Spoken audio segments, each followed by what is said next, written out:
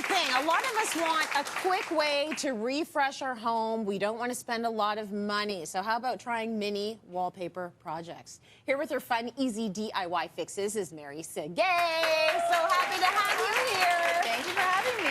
Happy New Year. Happy that you're here. And I remember being a kid and just thinking, I want a new bedroom. And I moved around the furniture in my bedroom. And it was like, oh my gosh, I have a new bedroom. Same. I did the same thing. It's a small space, but you move your bed from one wall to the next, and it's a new space. Deal. Yeah. It's a big deal. So we're going to do little projects that are going to make you feel good about your space. You're going to use wallpaper because often we have leftovers. Exactly. So I'm going to show you some really cool projects that you can do to vamp up your space. The first one we're going to do is covering some books. So if you have some books that are different colors but doesn't really match the aesthetic of your space, this is a really cool way to make it do that, right? Beautiful. So I'm going to put you to work. Okay. I've lifted up a little piece for you here. So what you're going to want to do is cut the wallpaper about an inch bigger than the book all the way around. Got it. And then you're slowly going to start peeling it. This is peel and stick wallpaper, so it comes off fairly easily. It's just like a big sticker. So I'll get you to hold that side.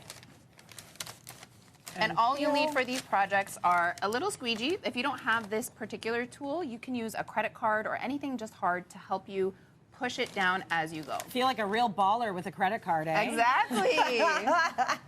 So you're doing this so that you get all of the air out. Exactly. You don't want the air bubbles. And You don't want the bubbles. Right. I'm thinking if you get your books from those free little libraries that you often have in communities and you like the book, but it doesn't look cute. Yeah. This is a good way to handle that. Exactly. So you just wrap it like a present. You just pull it all the way around. And the cool thing about this is if you have some wallpaper from a project that you've done, but you don't have enough to cover the whole book, you can just put it around half of the book. So I'll show you one example here. Ooh.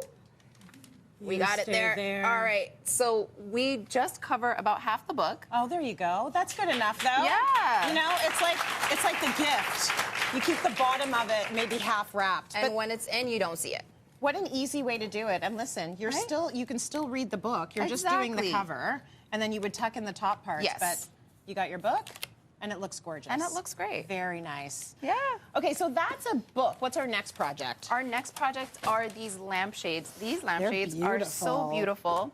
So I had this extra one, and it has a couple stains on it. It's not the cleanest. It's had a little bit of wear and tear. But instead of throwing it out, you can just cover it with wallpaper, again, to match the aesthetic of your space, right? Okay, so this'll also, like, give you a little bit of fun and whimsy in your space, and it's not permanent. It's not. You can take it off, and you can replace it. Again, we're using peel and stick wallpaper for all of these projects. Yeah. And we're going to do almost the same thing. So you're just going to cut the wallpaper before you attach it. Okay. About an inch wider than the lampshade. Was this a one-woman job, or did someone help you? I so did I'm thinking it by this thing gonna roll away. It was tough. I did it on the floor, so you have to have a little bit of space, but you pull it away a little bit, and then you have it back here, and then you just lay it down. There you go. Perfect. So you lay it down. Good. Easy peasy. And as you pull it back, you just make sure to smooth it down so, like you said before, there's no bubbles. Nice. Right? And then once you have it wrapped all the way around, all you're going to do is tuck in these edges on both sides. You just tuck them in. And it doesn't have to be it's, you know, unrefined, right? Yes. And then you get this beautiful new lampshades, which are going to add to your space. Isn't that nice? Lovely. Gorgeous. I love the little polka dots, too. Okay, so we've done our lamp, we've done our books. Let's talk about our coasters. So this is how these ones turned out. They're so beautiful, and each one has its unique kind of style because they're not exactly the same. The wallpaper, you'll get different sections of them. Nice. And again, we're gonna do it very similarly to what we did before with all the other projects, right? So again, you cut it out to the size of your coaster. For this one, we're not going to do an inch all the way around. We're just going to do about an inch on the left and the right. And then we're going to wrap it all the way around. Okay. Right? All right. If you don't have enough wallpaper, again, you can just do half. As long as the top is covered, you can't see the bottom. No one's really lifting up your coasters to take a look at them. They better not, or get out of my house. Yeah. Could you imagine? Again, you wrap them like it's perfect. And then you can just add that to your console or your table, wherever that is. And you'll have to cut it and then tape it down. Yeah, there you go. Okay, yeah. But this is sort of the idea. Sort of like wrapping a present. If you're one of those people that likes to wrap gifts, this is going to give you a lot of satisfaction. Exactly. And you can pick whatever style you want to match the aesthetic of your house.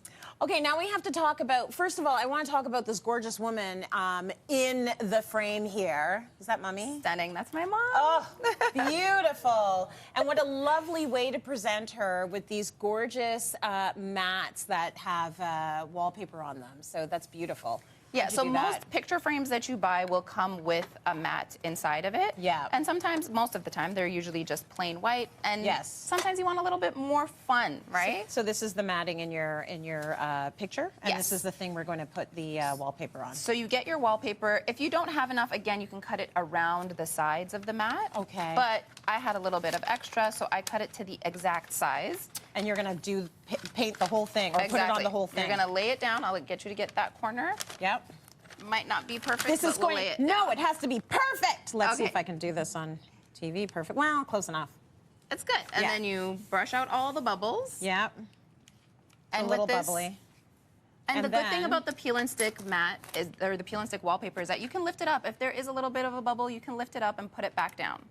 And then you just cut out the square? Yes. You'll have a little X-Acto knife that you can just puncture it and rip it right down. Amazing. Yeah. This is really beautiful wallpaper, too. Oh, I love this. It adds a little bit of color. Look at that. It's so fresh and so clean. Yeah. It's so good.